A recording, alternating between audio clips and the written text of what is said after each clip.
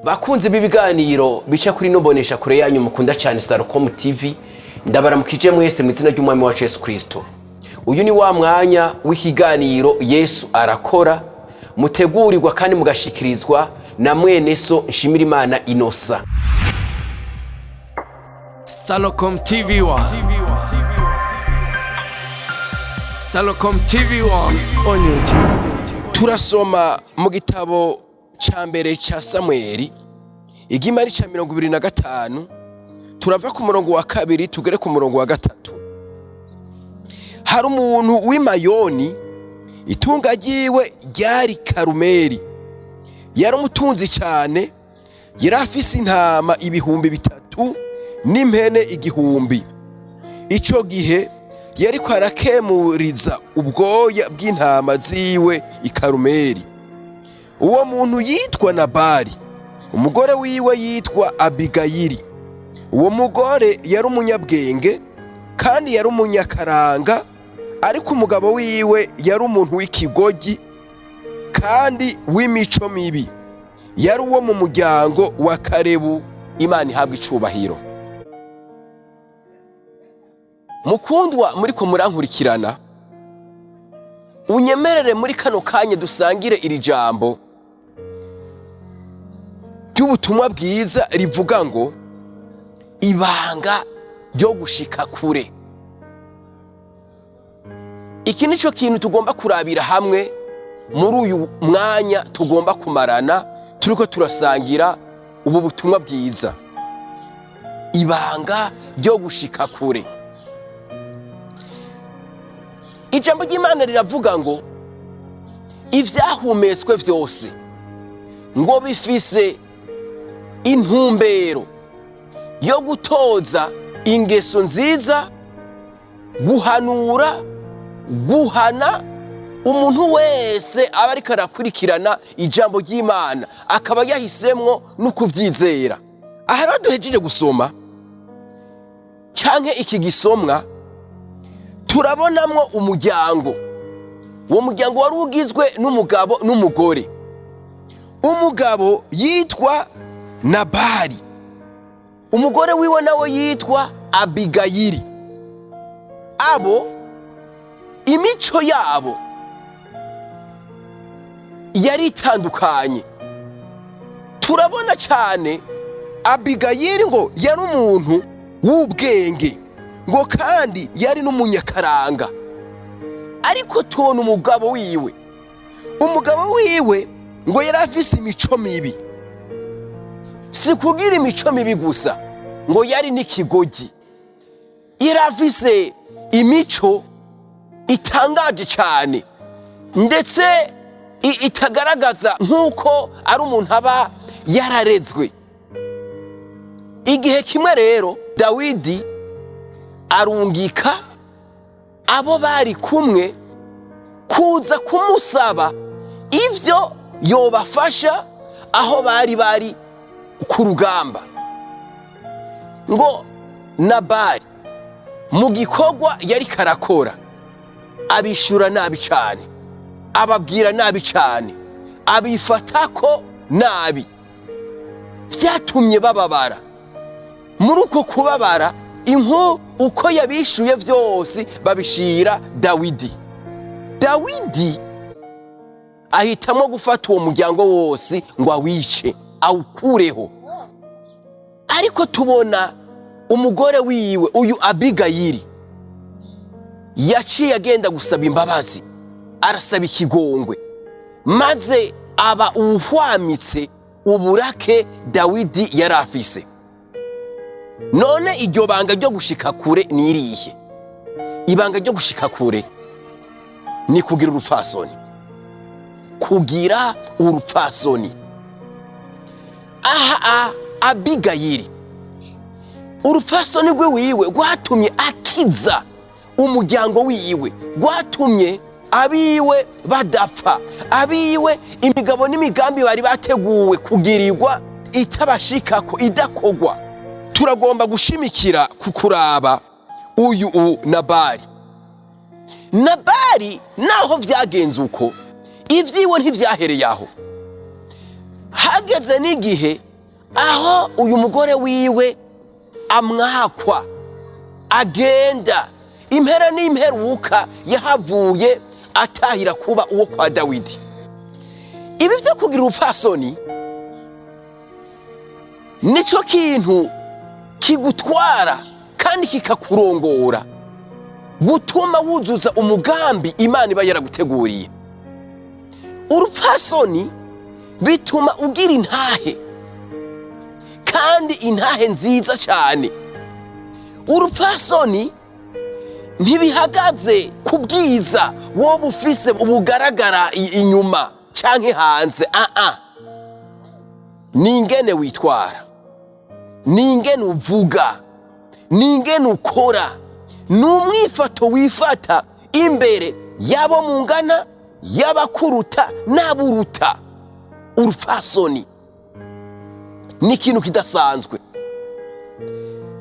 Ndavugana n'abavyeyi, abavyeyi abana banyu kubigisha vyiza, kubigisha heza, ivyo ni vyiza cyane, ariko mutibagiye no kubigisha kugira urupfasoni.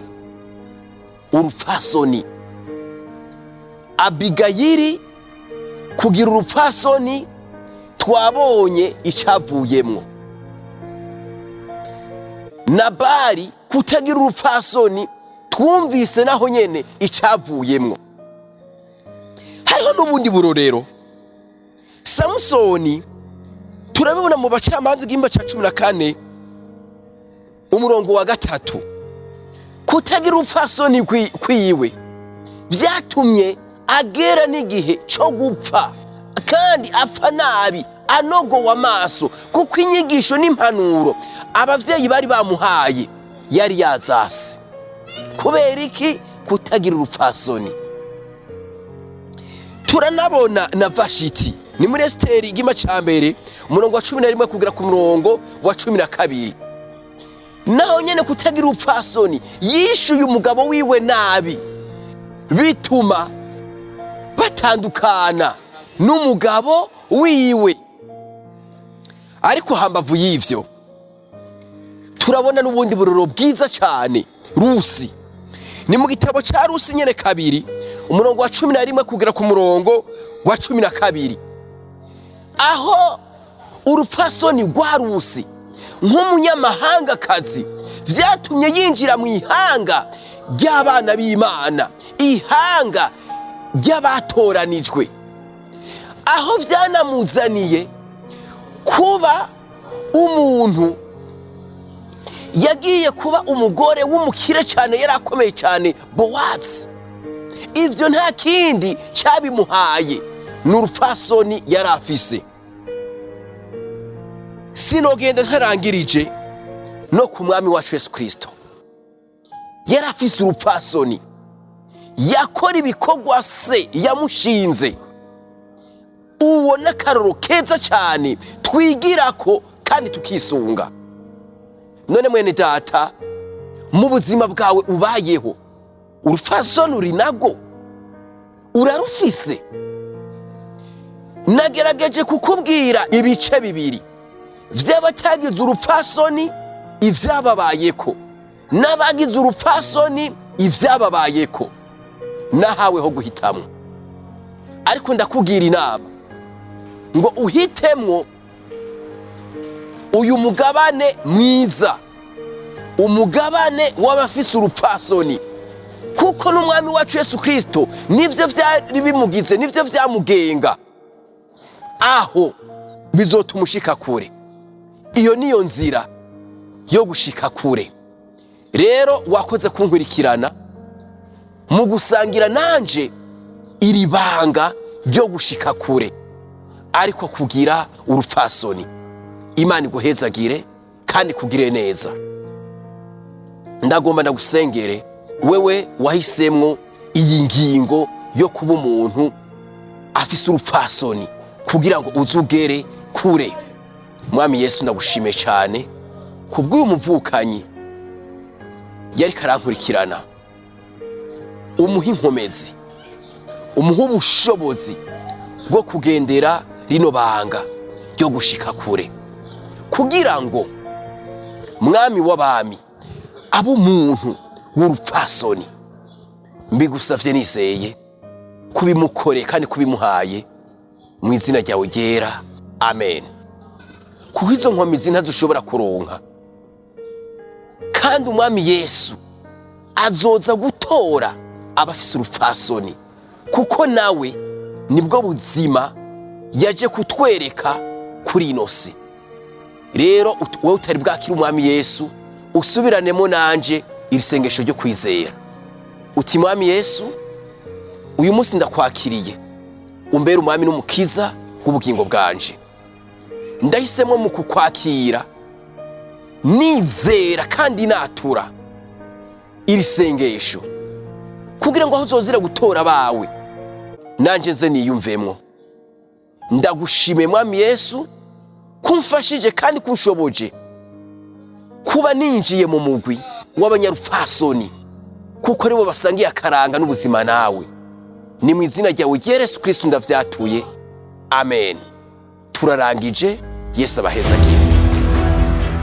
Waba uri umuririmbyi w'indirimbo z'Imana ubicishije mu midiho wa rap, R&B, pop, reggae n'iyindi, ukaba wifuza gukorera muri studio kinyamwuga ku giciro ciza cane, inyishu yabonetse mu gisagara ca Gitega. Salcom Studio n'abahinga karuhariwe mu gukora umuziki n'amasanamu mu kibanza ca Kaka. Salcom Studio ibakorera amafilime asanzwe hamwe n'amaseri, documentaire, amapublicité, ibiganiro vyo kuri televiziyo, imanza zitandukanye.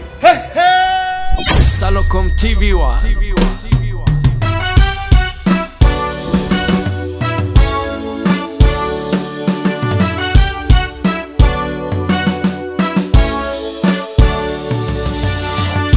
Salcom TV1 on YouTube.